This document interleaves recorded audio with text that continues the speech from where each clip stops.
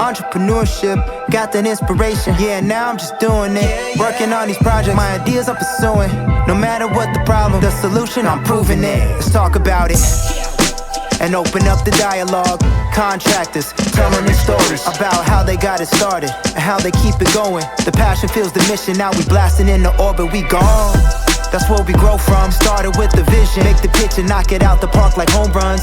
We keep it moving, self-belief, no doubt. Pass off the mic to my man's Jim Cloud. I don't wanna stop for nothing.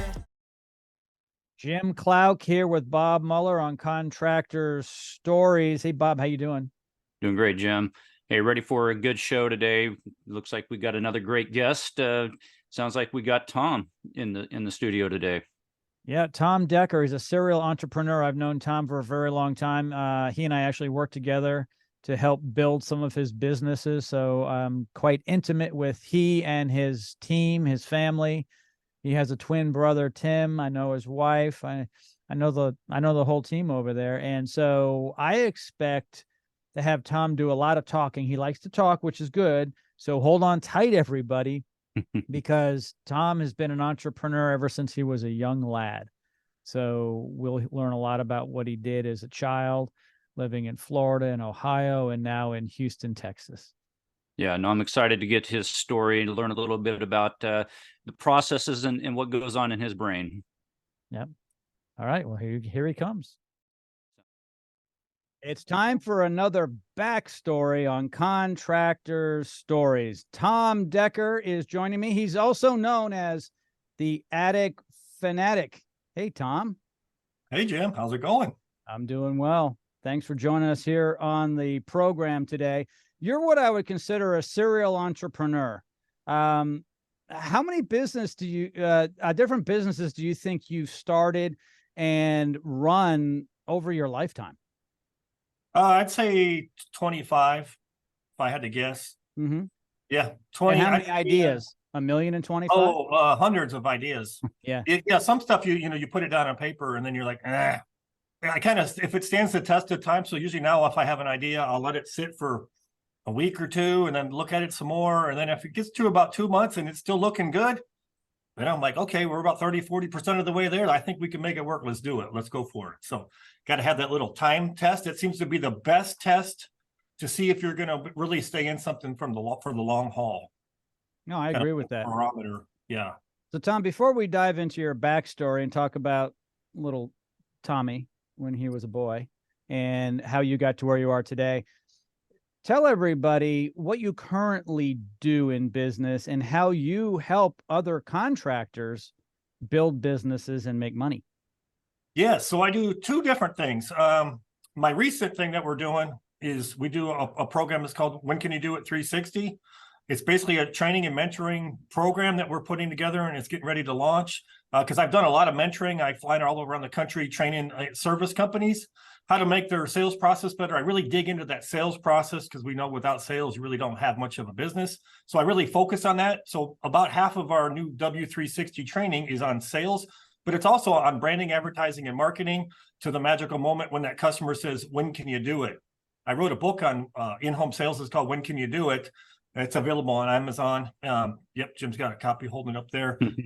It kind of sets the tone. So a lot of people will read that book. The reason I'm bringing that up, and then they kind of see, you know what?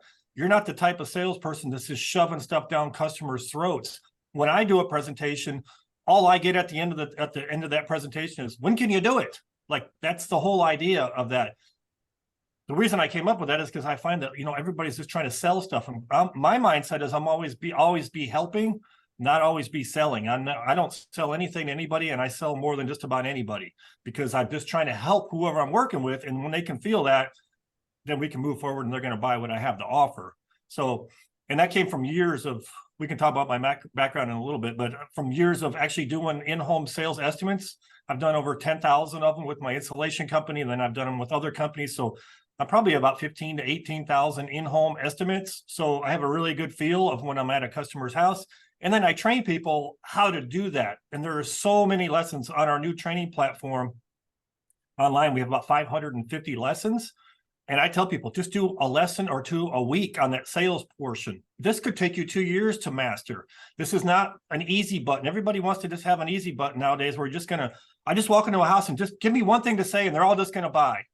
Well, I'll tell you right now, that's not going to happen. But when we start putting all of the things in place, I really like to kind of specialize in message delivery and getting the customer to really feel some empathy for them. They feel empathy for you. They feel very comfortable. You're positive. You use like power words, and they just really get excited about the project.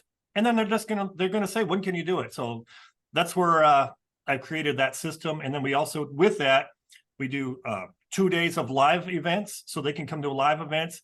Then we do 2-hour drop-in calls every week, so they can drop in and get more information. So it's really about getting them jump-started, but then having ongoing content for years. So because we've got to keep people motivated. And that's really the biggest thing I find with contractors or just people in general, is they get up going good with something, and then it kind of just, it fizzles out 2, 3, 4 months. It might be 6 months, and it's like kind of back to their old ways. So that's why I developed that system to get them where they need to be, but then keep them there. And then we just keep going up is the idea of that.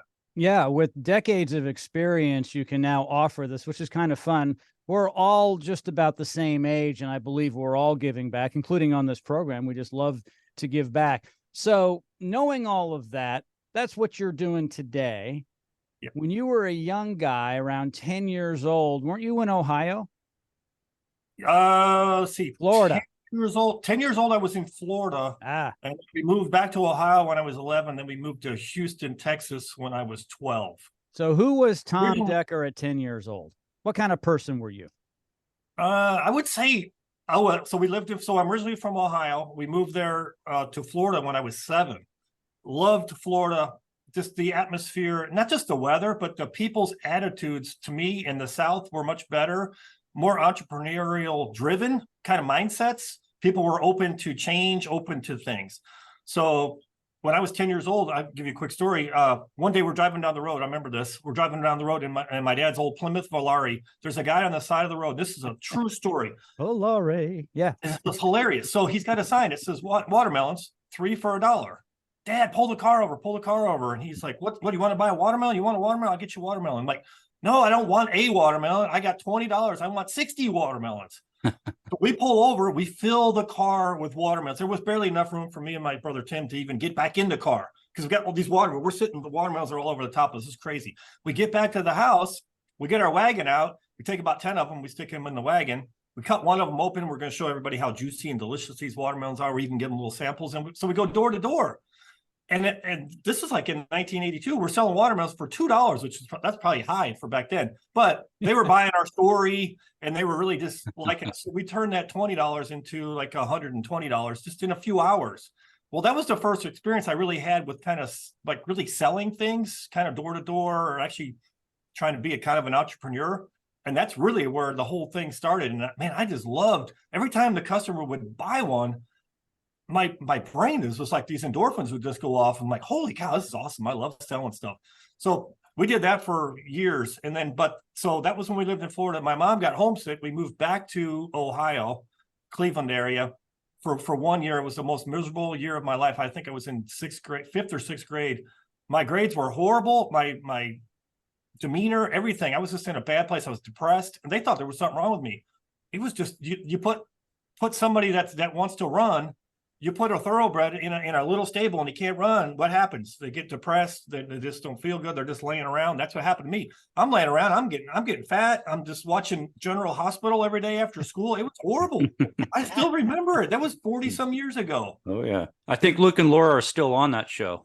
I know. My wife was talking about that the other day. We were flipping through. I'm like, oh, my mother-in-law had stayed at our house and she was watching General Hospital. But I don't watch it anymore. But anyways, that was the thing. I was just being restricted, and I really wanted to do something. So we moved to Houston the next year. Well, we took that same mindset of selling these watermelons, and me and my brother, we still had the same wagon. We would fill it with sodas. We would get them nice and cold, and they were building all these houses around us. In the early 80s, Houston was exploding, and where we lived, there was neighborhoods they were building all over the place. Well, there really wasn't many food trucks and stuff back then like there is today.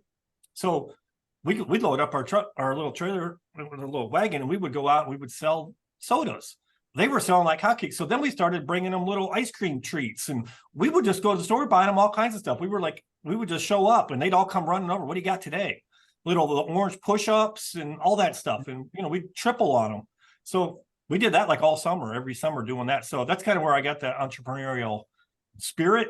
And then we took things to a much bigger level and kind of started leveling up from there. So I've only worked at, had 2 jobs in my whole life. I worked at Kroger's for 2 months when I was 17, just part of a work school training kind of program. And then I worked at a water park that same summer when I was 17. And then those are 2 jobs I've had my whole life, and I've never had a job since. So I've always been an entrepreneur, always had a business. And like people say, I don't understand. You just make money like out of thin air. You just come up with an idea and you just go do it. I'm like, yeah, that's why we live in America. What are you doing? Like, it's not that hard. Just go do it. It's a mindset thing. But Tom, it is a mindset. You are a serial entrepreneur. You grew up also with an influence. Your father, Jim, he was entrepreneurial, right? He had a lot Yes. of gigs going on. Did he influence you a lot as a child? Yes, I think, I remember 7 years old. So he used to, what his main business was when I was younger is he would actually, when you bought a new car, if it leaked water, so say the trunk's getting full of water after you bought the car, they leaked like crazy back in the 70s. Well, I would jump in the trunk in the summers. I worked with him every summer, and I couldn't wait to go to work with him. I think the main reason, because he always took me to a nice lunch. So I still kind of continue that tradition today. You've been lots of lunches with me, Jim. Like, we go to lunch like every day. Like, that's an hour we're going to stop. We're just going to go enjoy our day. Like, you have to enjoy every day. Some people, I go out doing training and stuff, and they're like, oh, we don't eat lunch. I'm like, well, I do. And you're eating lunch today. I'll take you to lunch. We're going to go have a nice lunch and talk about business. But anyway, so I would jump inside the trunks with the flashlight and look around, and I would be, okay, the water's coming over here. I would tap on the trunk lid and that kind of stuff. And so my dad actually blew that business up. He had 9 installers in the 70s. I remember we had a house at 5 acres. We had a lake, and everything was going fantastic. So I seen how you could really blow a business up in a short period of time. Like, a lot of people think you have to build a business over 30 years or something. It's like, no, about 4 or 5 years, to me, that within that period of time, that business should be rocking and rolling. Like, I want to make money the first year, but definitely going into year 2 and 3, that thing should be starting to be pretty profitable. And by year 5, 6, 7, we could be making millions at this point. Like, it should be exponentially growing. It shouldn't be this, doesn't need it, especially nowadays. I mean, you can blow something up fast. I keep doing it. Start with something and 2 or 3 years later, and it's like, holy cow, it's doing 20 times the business it did when it first started. I mean, you can blow stuff up quick nowadays. It's Yeah, easy, Bob, easier. Yeah, Bob, in home service, we see that a lot now. The value of a company can grow very quickly. You can take a company in year 1, by year 5, you could actually exit that if it's done well, make some good money, either have some equity still in it or get rid of the entire thing, because there are companies that will acquire them now. Yes, Yeah, there's for sure. good systems. Yeah, I'll let Bob speak on that. Yeah, no, for sure. No, the premise behind that, and to your point, I mean, growing businesses are definitely important, but definitely, if you're going to be in that mindset of growing a business to exit a business, you got to leave a little bit on the table for somebody else to want to buy that company so that they can have the upside growth. You should be able to exit somewhere at that middle point where it's still got some meat on the bones, but you're making a very well profit yourself. But somebody else is going to have to see a little bit of upside in order to sell it. Is that kind of what your business model is? Is that what you're doing? Yes. Yeah, exactly. You don't want it to be where it's plateaued or we're maybe even going backwards. We want it to where it's like you're saying, maybe year 4, like there's still a bunch of upside. So then if they look at, a times earnings, it's like, well, it might be a 5 times earnings, but it's like, well, if we double the business in the next 2 years, it's only a 2-year or 2-time earnings, really, whatever it would be. I mean, you can look at the numbers, but like that's a great point. If it's going up in value along with the amount of sales and growth, it's more advantageous for somebody that's going to want to buy that business or acquire it and add it to what they're already doing. But you have to have really good systems. And I think when you start that business, you have to, that's what I've done lately. All of my businesses, like when I started, like I know I'm going to probably exit it in 4 or 5 years, or at least have the mindset that I could if I wanted to. Now, I might not necessarily get out of a particular business, but it's always nice to know, you know what, it's very saleable. So let's keep that in mind as we're building this, where I find a lot of contractors, what they'll do, they'll start their business and they're going to start off with a pickup truck and they're going out. Well, that's really, we know people, Jim, that have started these businesses. They really don't even need to be a technician. So you need to be a master, business operator. It's way more important than being a great technician.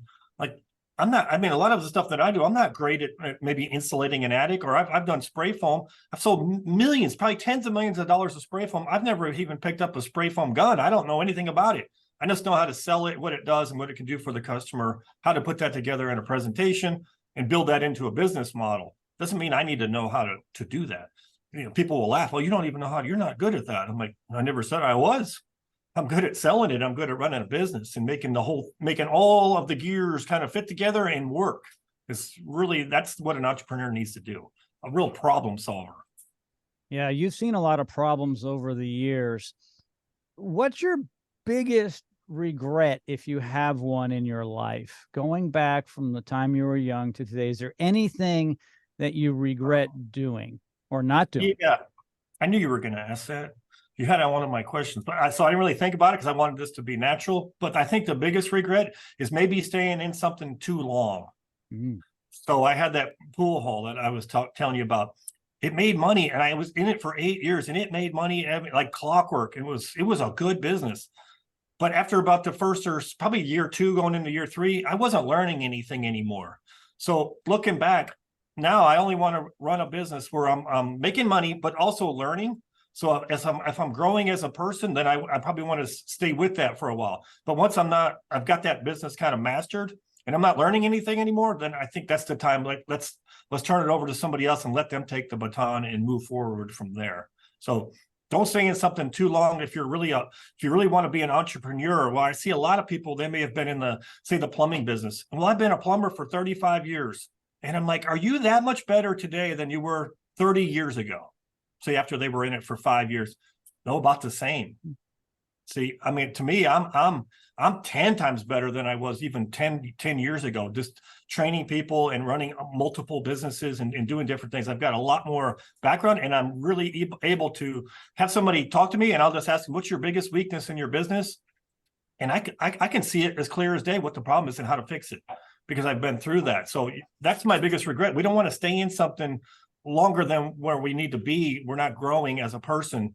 We're just trying to hang on to it because maybe it's making money. Like you can make money anywhere. Like I want to keep growing as a person. So that way you just get better and better. And then no matter what you touch, it just turns to gold.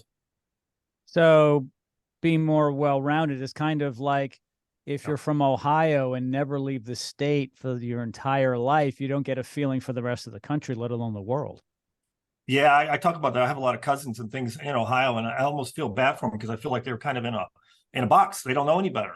And they think I'm the craziest thing on the planet. It's like, because they work at factories and things like that. And they're like, man, this guy's nuts. How do you just start a business? And you just keep doing it. You get 3 or 4 things going at once. So I'm like, well, it's easy. Once you have the right things in place and you build those businesses, like our Attic Depot business, that we built that to where I don't need to be here all the time. I could literally leave for 2 months and it'll make as much or more money if I was here or not there. That doesn't even matter. That's the whole idea. And that's what you want to do is when you're building a business, you don't want to have a specific job function. And if you're not able to be at that business, the business is failing. That's really short-sighted. But what happens is a lot of people think, well, I do it the best. I'm the best spray foam guy on the planet, so I have to spray all the jobs we do. Well, how are you going to grow? Like, can't we train somebody? So that's where I came into this, when can you do it 360 training? Mm-hmm. Like, we can train. I had a guy in yesterday, and he's the salesman and he's the owner. And I'm like, first thing you need to do is take our training. So you've got that what's down. I said, but we can take somebody with a good attitude, and that's all they need, and I can make them an all-star salesman. You can't teach anybody because his style is like, it's just unique to him, and it's not going to work for other people. He's like, yeah, I can't train anybody. They just quit on me after a day or two. I'm like, because you're not a professional trainer. You've never really trained anybody. You don't really know what you're doing. I said, we've been crafting this program for over 2 years. So we have it all together, and you can just implement your people into that. Now we train you. Now you hire a salesman, and then now we hire another salesman, another one. Now we go from 1 truck to 5 or 6 trucks, because he was talking about exiting in a few years. And he's talking about, well, man, I get a couple $100,000 from my business. I'm like, why don't we have an exit strategy of 5 or 10 million, and I'll help you work with that. It's going to take a couple of years to build to that, and then you exit the business, and then you go on to the next thing. Well, he loved that idea. He's like, oh my God, I didn't even think about that. That's awesome. It's a better way of thinking than what he's just into grinding it out, and you get in your own head, and just all you do is want out at some point. A lot of people will do that. Like, I can't take it anymore. I just want to get out of this business. It's because they haven't set up a good structure. That's really the biggest issue. And they've taken everything that's got to go all through them. Yeah, happens a lot in the contracting space where you get kind of like bottlenecked into one industry that you might have got your career started in. Say it is HVAC or an electrician or a plumber. You usually learn the skill before you learn the business, and you never really take that next business level, what you're talking about. So for you, we introduce you as the attic man, but it sounds more like you're a sales master. Would you say that you're more of a sales guy than you are just an attic guy, or whatever the widget is that you're working on? You're probably more of an expert salesman.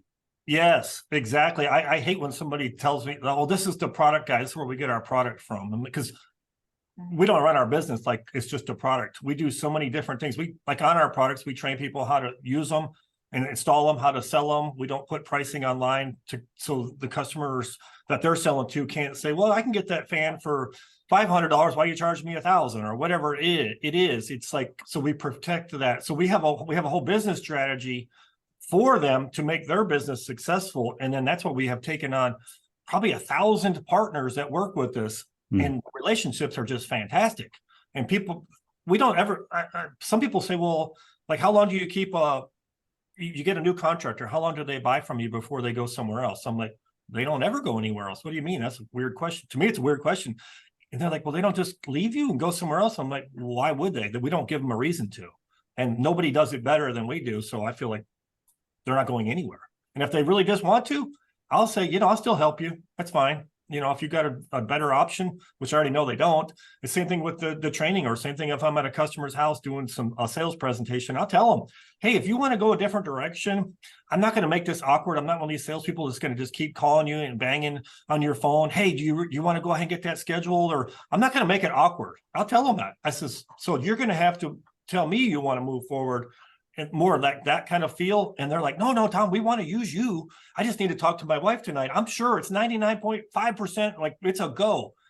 Okay, great. And when I get it back in my truck, I already know they're calling me back. Like they have like it's probably a 95% closing rate. It is unbelievable.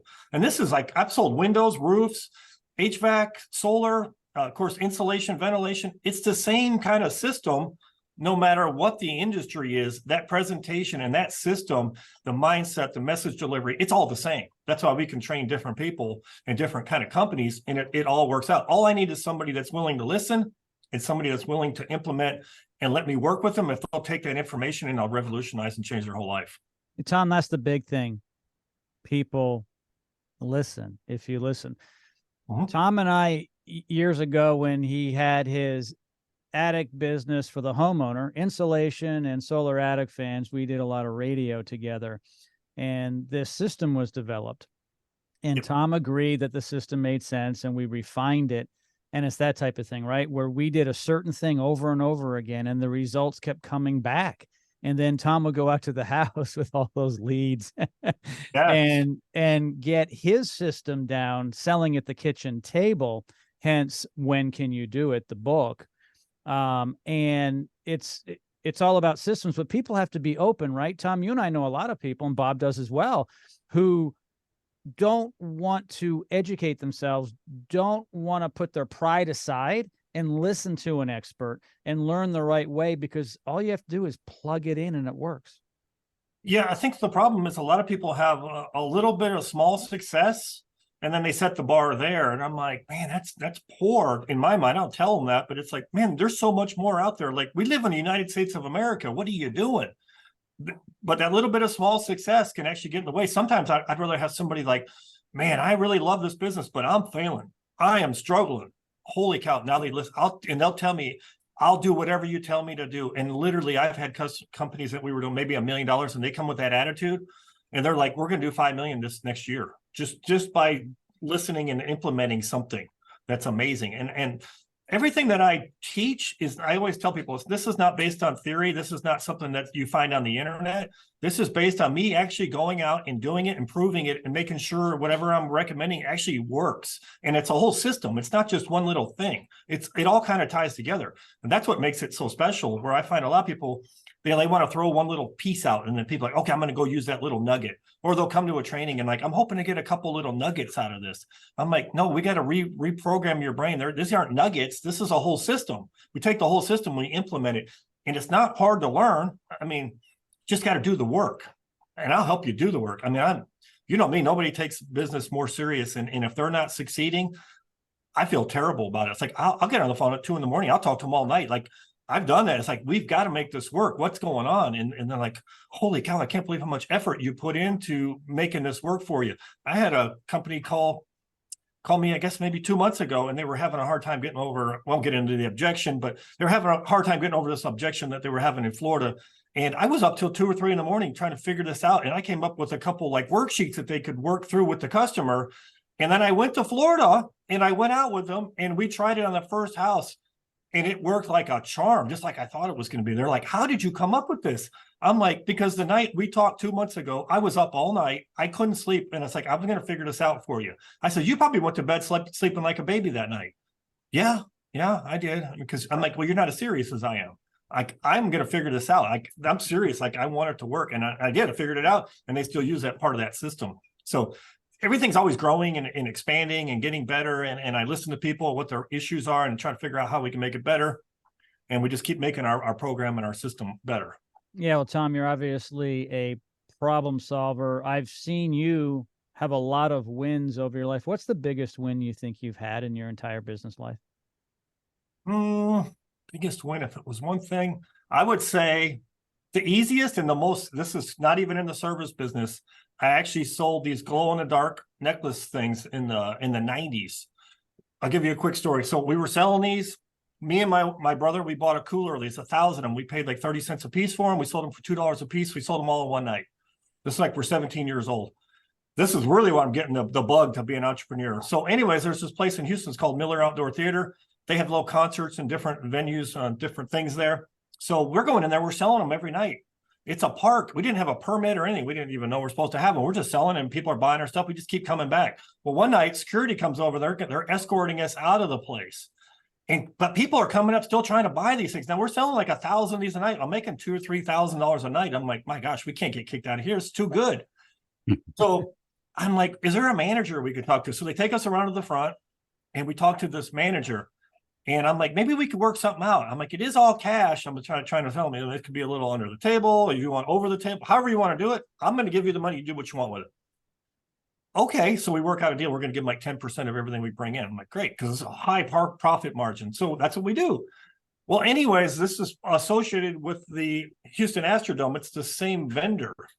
So at this point, they're going to have this big Miller Lite was doing this big promotion. It was billed as the biggest party in America or something. So we go in there. We did $11,000 in these glow lights. We got in. We sold $11,000 worth of these in one night. And then I'm like, what about the Houston Livestock Show and Rodeo? Well, we already got a guy out of California. I'm like, well, how much did he do last year? He did about $12,000 in sales. I'm like, okay, which night was that on? No, that was the entire sale. And I'm like, we did that one night. I said, I'll guarantee you we'll do 200,000 and I'll pay you 35% of that. What? Yeah, I'll give you $70,000 to have the opportunity to come here and do that. We did it. $400,000 or $500,000 every year we were doing sales on this. It was unbelievable. It was all cash. It was a ridiculous thing. So that was a huge win. And plus you could really physically see all the cash just sitting there. Yeah. Bags of cash, duffel bags full of, it was crazy. So that was a big win. That was awesome. You're like that guy in that movie in Vegas where he's on the king size bed with money, swimming in money or bathing in money, right? In the bathtub, on the floor. Pretty much. Yep. Cash. Except they were all like $1 or $5 bills. So it wasn't that impressive, but it was good. I mean, that was really, for the little bit of effort, I mean, the amount of money you're making per hour, that was really, especially as a young 20-year-old doing this, that was awesome. But now I'd say the biggest thing, it probably really is our wholesale business, because I would say it's the biggest win just because I really just enjoy it. And I like working with contractors so much. I didn't realize I would love working with contractors so much I mean, I like working with the homeowners. Don't get me wrong. I love sitting down at the dining room table and talking. People give you their whole life story. I mean, I'm very patient, but working with contractors, I get to know them, and then I can actually do more for them because I can kind of change their whole life. I can't really change a homeowner's life. I can make their house more comfortable or sell them a solar system or something, but that's not going to revolutionize and change their whole life. When we're working with contractors, we can really make a significant difference and take them to a whole different place in their life. So I think the biggest win is probably going to be my new training that we're doing, just because I love it so much. And I think that's really the biggest thing. You got to do what you love. If you don't love it, then don't do it, because you can make money doing anything. Like, I've done stuff I didn't really love it. I'm just making money. I'm like, you know what? We're going to move on from that. I don't feel like it's the right fit for us. So just move on. And I think the biggest win, probably not in business, but I've been married for 28 years. So that's probably, without the right partner, none of this works. So that's really a big thing when especially if you got contractors listening to this and they're younger, make sure you're picking the right person, or it's not going to work. Everything matters. I've told you before, Jim, about, details matter. It's all about the details and everything and running your life. When I was 17, 18 years old, my friends are all out drinking and partying. I didn't do that. I worked. I've just worked and worked and worked, put my head down. And some people say you're really lucky. Everything you do really works out. And I'm like, it's not luck. I'm just working. I just put the work in, and you make your own luck. So you've heard that before, but it's really true. Most people you don't just get lucky, keep getting lucky all the time. It's like, no, you're planning ahead. I might be planning, usually I'm planning about 5 years out and then working from that backwards. And a lot of people just almost like tell you, well, I just live day to day and I make my decisions. Those people are making their decisions based on emotions, not, long term. I like to think more long term. Well, sure. Life is dragging them through versus you controlling your life. Yeah. And then there's, of course, different levels of that. Don't you agree, Bob? Yeah, for sure. In contracting specifically, we work on a lot of things in our businesses, and we get a lot of things that we get lost in what's most important. And to your point, the most important thing is sales. And if you don't have sales in a business, you're dying. If you're not growing every single year, you're dying slowly. And by gosh, having a great sales system and a great sales mentor is definitely the most important thing that you should have in your business. And I can say that sounds like to me, Tom, you do a great job out there coaching people in that space of sales. And this is definitely something that I think you can help a lot of people on. So it sounds like to me, this is more of the avenue that you really found. It sounds like from an early age, selling watermelons on the side of the road and all the other endeavors that you've been in, it's all been back to sales. So it sounds like to me, this is the thing that drives you the most. Yeah, I think sales, and then customer experience. So I like to talk about that too. Like when we're doing sales and when your technicians are out, say you're an AC company and the technician goes out and replaces an AC unit on the customer's house. Well, that's great. But when they come back, I'm like, how did it go? Well, look, we got it all done. We got the plumbing, or we got it all hooked up. We got the ductwork in. It's running great. No, that's not not really what I'm asking. How was the customer experience? How does our customer feel about how you guys treated their home, treated their family, their pets? Did we make a mess in their yard? How did they feel about it? Because that, to me, if that customer is ecstatic about the service and how it went, that's more important to me, because I know the technicians were trained. They're going to go put the system in, and almost any company can do that, but the customer experience, and that's what we really, with our W360, we really, on the technician side, we talk mostly to them about customer experience. I'm not teaching them how to put an air conditioning in or put a solar panel on a roof. We're going to dial in on that customer experience. And to me, that is so important. And it's really not, it's kind of a lost art, and it's not really being taught. People aren't thinking about that. We say that we want our technicians to be the best part of the customer's day, not like technicians will go out and they act like they're the gift that they even showed up to the customer's house. Like, no, the customer is the customer. They're the king of the hill. I mean, we want to treat them, special, make them feel really good about what we're doing. And so it's about that customer experience. So, but sales, yeah, without sales, you don't have anything. Well, if you've got great sales, you're going to figure out how to get whatever your widget or whatever is installed. That will come. Like if we got 100 houses sold with solar systems, we'll figure out how to get those installed. But if we can install them, but we don't have any sales, we can't just say, well, we can just turn the spigot on. We're just going to have a bunch of sales.